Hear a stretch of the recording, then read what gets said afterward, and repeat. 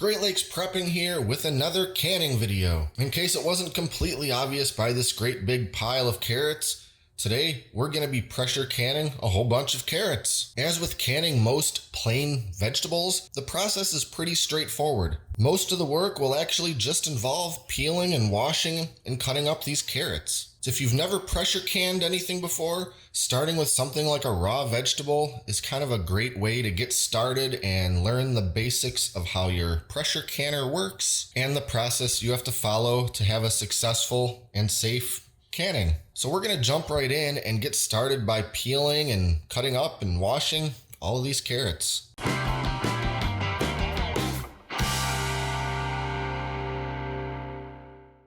I'll mention that I don't usually grow my own carrots, but right now, carrots are about as cheap and plentiful as they're gonna be all year. So I picked up a few extra here, and I've actually got some more on top of this, kind of off frame there. I'm gonna can these up, and so I can use them for a side dish or my soup recipes or whatever I want for months to come.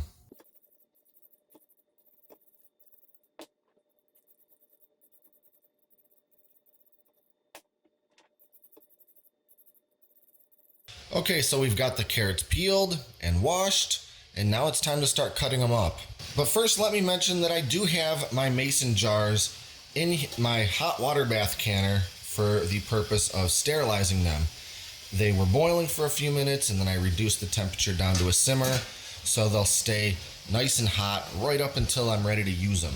And I've also got my kettle filled with water, and I'm gonna bring this up to a boil just about the time that I'm done chopping those carrots. Now, as for the chopping, I might often use my Crinkle-Cut knife, which I really rather enjoy, mostly for pickles, but it works quite well for carrots too. But because a lot of these carrots are quite thin, I don't think it makes sense to try to cut them into thin slices necessarily, at least not all of it. You know, a carrot like this, I'd probably, opt for, chunks rather than thin slices. But then when you get up here, a slice makes more sense. So I might do kind of a half and half between the Crinkle-Cut knife and just slicing them regular.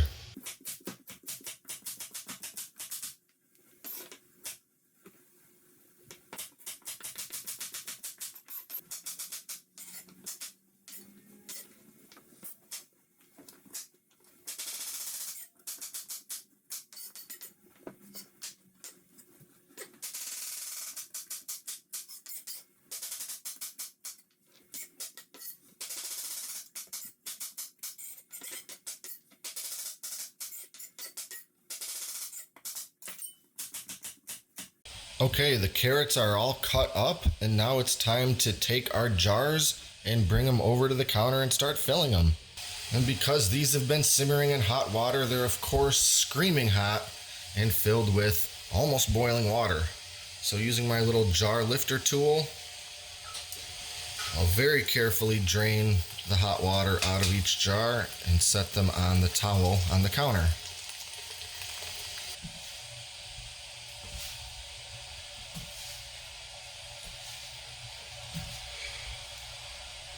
A quick note, the reason that we keep these in the simmering water right up until the point that we're gonna start filling them is because right after we fill them with the carrots, we're gonna pour pretty much boiling water over top of it. And we don't want our jars to be cold or really even room temperature when we do that, just to reduce the risk of the glass cracking from that sudden drastic temperature change. So since we've pulled these out of that canner with the simmering water, right away we're going to start filling the jars. And just to make it a little easier, I'll use my canning funnel. And I'll also mention that you can absolutely do this with quart jars. For carrots, I find that a pint is more realistic for the kind of serving size I might ordinarily want. So that's what I use. Now what we want is to come just up to about the first, thread at the top of the jar with the carrots. And then when we pour the water in, we're gonna fill it up and leave 1 inch of headspace.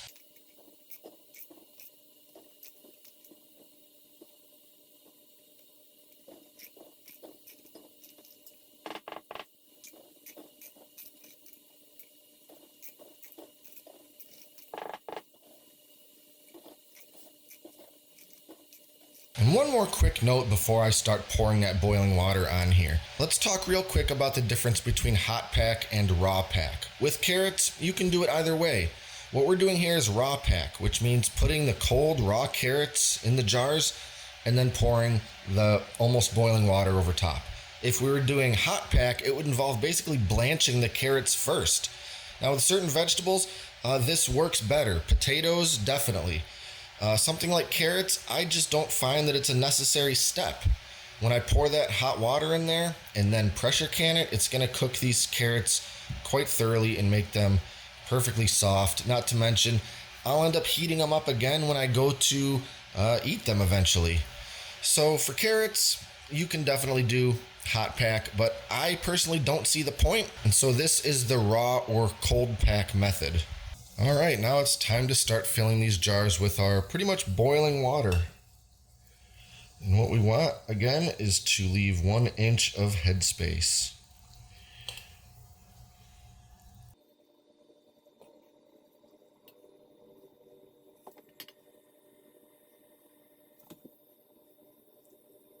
And of course, to measure that headspace, we'll use our measuring tool here. It's our debubbler / headspace measuring tool.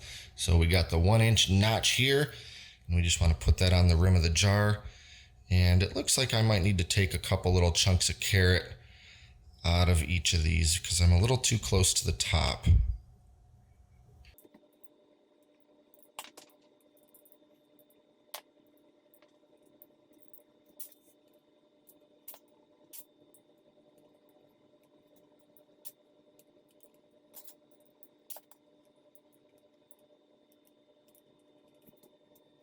Okay, that's about right.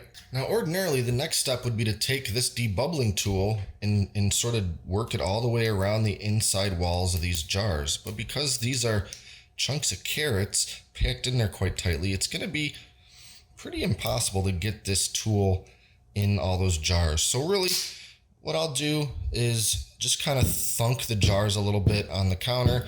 What we're trying to do is dislodge any stubborn air bubbles that might kind of be trapped in there, so they can escape from the top here. Having a bunch of trapped air bubbles in there can lead to having a bad seal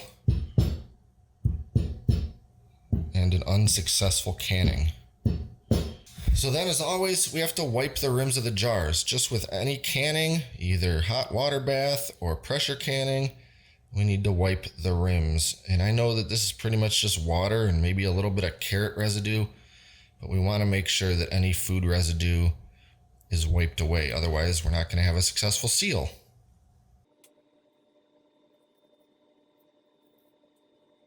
And now we'll just take our sanitized lids and put them on the jars.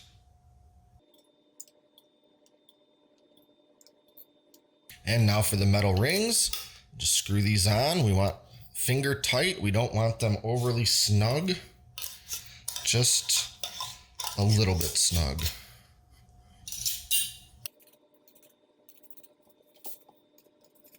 And now we're going to move these over to the pressure canner. Okay, we've got our jars in the pressure canner, and it's important to make sure that the jars are not touching one another or the side walls of the canner. Now I want to take just a minute and talk about this pressure canner. This is my Granite Ware pressure canner. And every different brand and model of pressure canner might work a little bit differently. And this is a very basic pressure canner that I have here. And I'm not really going to seal the lid on here yet. I just kind of want to talk about it a little bit. Some of the fancier pressure canners have maybe like a dial or a gauge to adjust the pressure. But for these simpler ones, they use a weighted pressure regulator. And right here, just by itself, this is 5 pounds of pressure. If your recipe calls for 5 pounds, that's what you'd use. This recipe needs 10 pounds, so for this, I'll add one of the little weighted rings onto it. Now it's 10 pounds.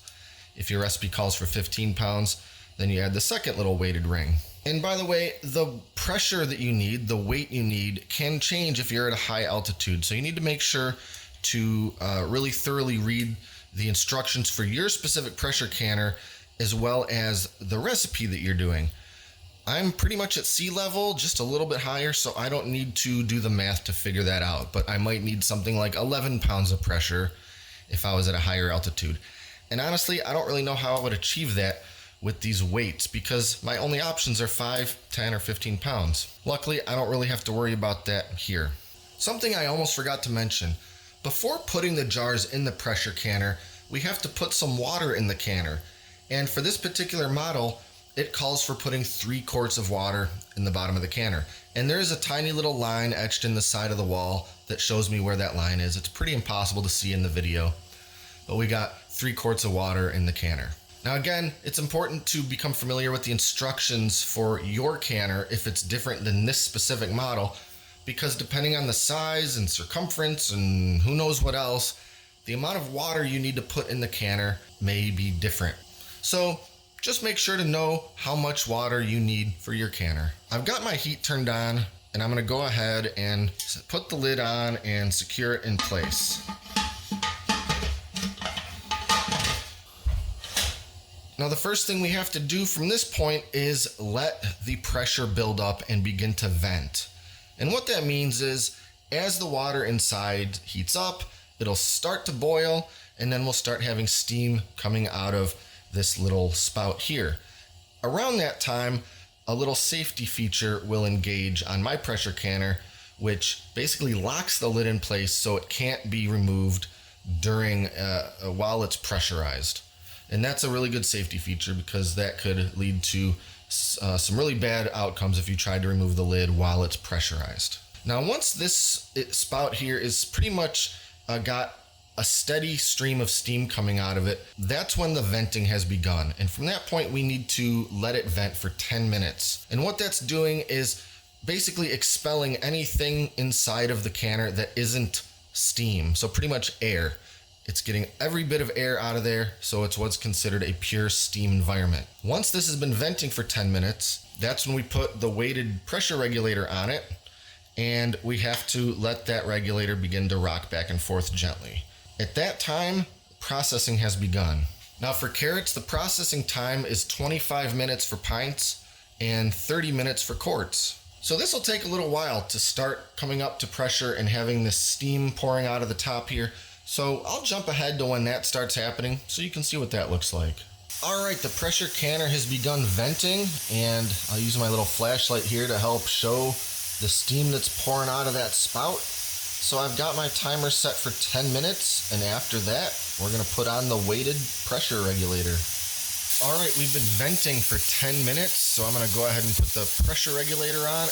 And since I'm not screwing around with that hot steam coming out, I'll go ahead and use some tongs to put this in place. Now we just have to give this a few more minutes until that weighted pressure regulator starts rocking back and forth gently. Now I've found that with this stove and this pressure canner, I need to adjust my heat a little bit to get that nice consistent rock. If I leave the heat at full blast, it'll start rocking a little too violently. That's not what you want. If your heat's a little bit too low, it won't rock at all. So there's a little bit of fine tuning with your stove's burner to find that perfect middle ground where that regulator just gently and consistently rocks back and forth. So I'll come back in just a few minutes and show you what that looks like. All right, you can see that the pressure regulator is rocking pretty consistently and relatively gently at a nice even pace, and that's what we're looking for. So I'm gonna set my timer for 25 minutes, and once the processing is done, we'll turn the heat off and let this thing sit for a while and let the pressure come back down before we even think about opening that lid. All right, processing is done and the heat is off, and this thing's been sitting here depressurizing and is now safe to open.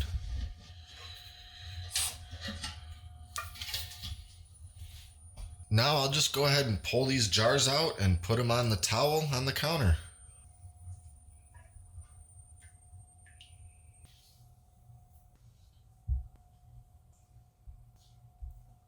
Now over the next little while, I'll start to hear the lids on these pop. In fact, I think I might have already heard one of them pop.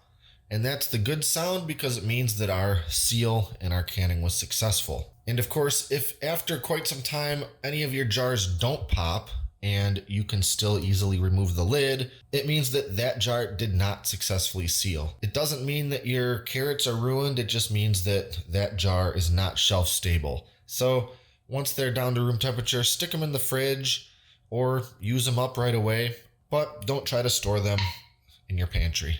As with all low acid vegetables and other foods, pressure canning is the only right way to use mason jars to seal and store those vegetables. And if you've never pressure canned anything before, it might seem a little daunting, and there are a few steps and you have to pay attention to the instructions kind of closely, but it's really not that much more complicated than anything, especially once you do it a couple times and get the hang of it. I'll leave these jars here on the counter for several hours or probably all day and night until I'm certain that they're totally cooled down to room temperature. Then I can stick them in the pantry or give them away or open them and eat them or do whatever I want with them. So that's it for now. Be sure to like and subscribe to stay up to date with all our latest stuff, including future canning videos. Thanks for watching, and until next time, this is Great Lakes Prepping.